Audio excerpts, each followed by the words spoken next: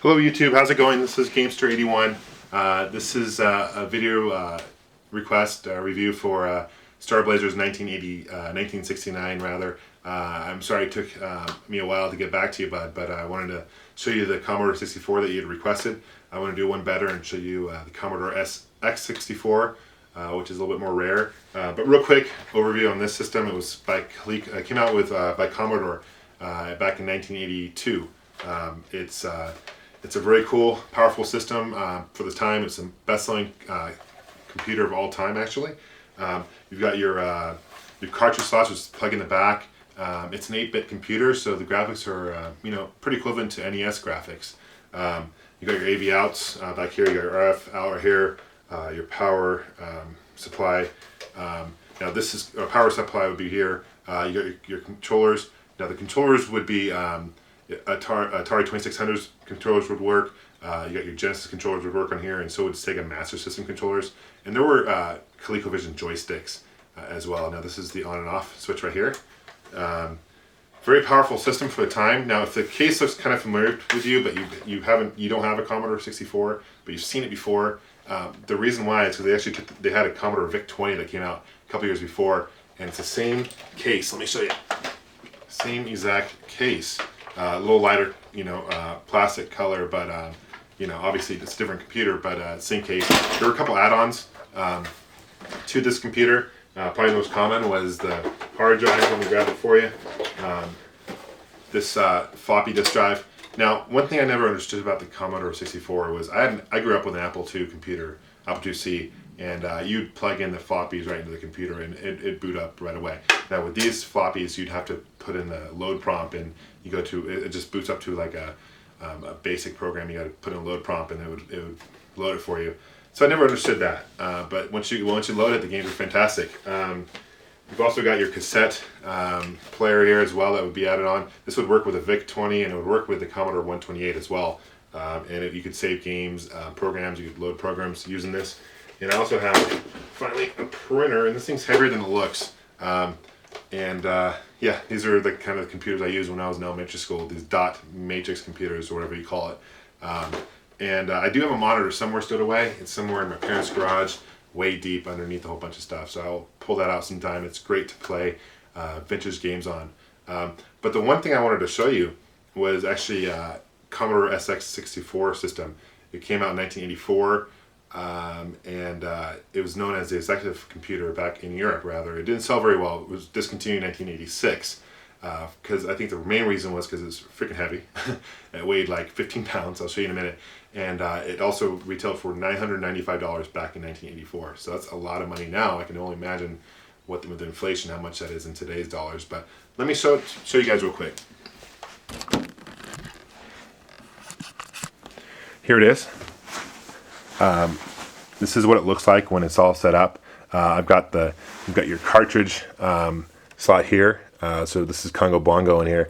On the very back, you've got your control ports, it does have an AV out, so you can hook it up to TVs, bigger TV, which is cool. It's got its built-in monitor. It's about 5-inch monitor, and it's a first color portable computer. So this is kind of the grandfather of laptops, if you want to think of it like that. You've also got your floppy disk. Now there was a DX64 that came out a little later, a little bit more uncommon, even rarer than this one, and it had 2 floppy disk drives, disk drives. So you got your volume here, your color brightness. This is the keyboard. Let me turn this on real quick. I got Congo Bongo loaded in there right now.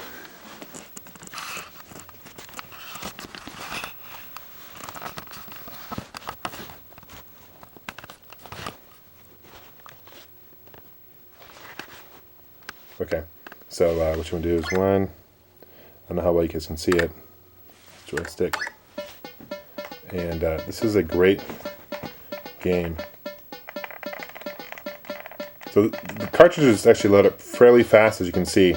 I'm gonna load a floppy, and I'm gonna show you how the load prompt works. So let me turn this off, and in order to do that, I gotta take the disc out.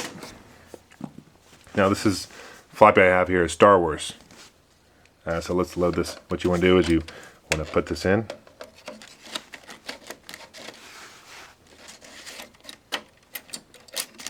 Actually, turn it on first.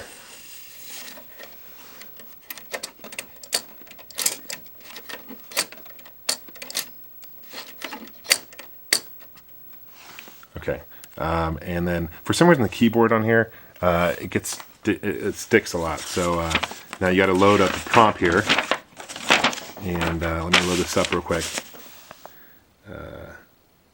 Let's see. It says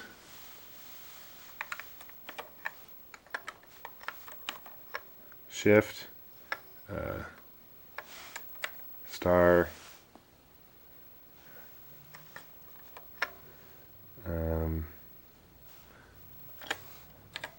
8. These are really random numbers. 1. And push return. Error. Okay. Let's. Oh, I know why.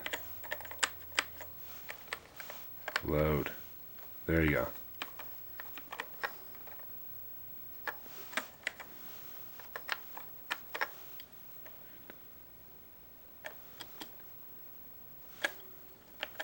If you don't put it in right the first time, it's not going to work.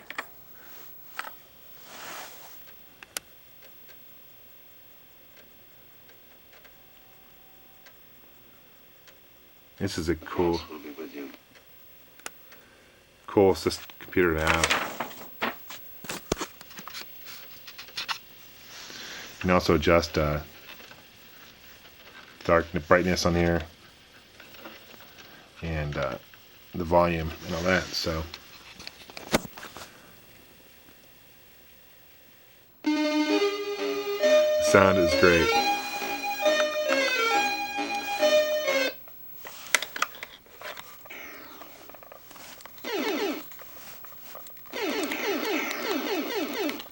So anyway, let me show you how this thing. Let me turn this off, and let me show you real quick how this thing stows away. The keyboard actually attaches. I close this on here like so, and then this is the stand. This actually works. It doubles as a handle. And what you would do, is you just lift it up like this, and you carry it to go. I can only imagine taking this to the airport. It's extremely heavy. It's about 15 pounds. So hopefully you guys enjoyed this review. Send me a comment send me a question if you wanted to see anything else on this. But I hope you guys enjoyed. Take care.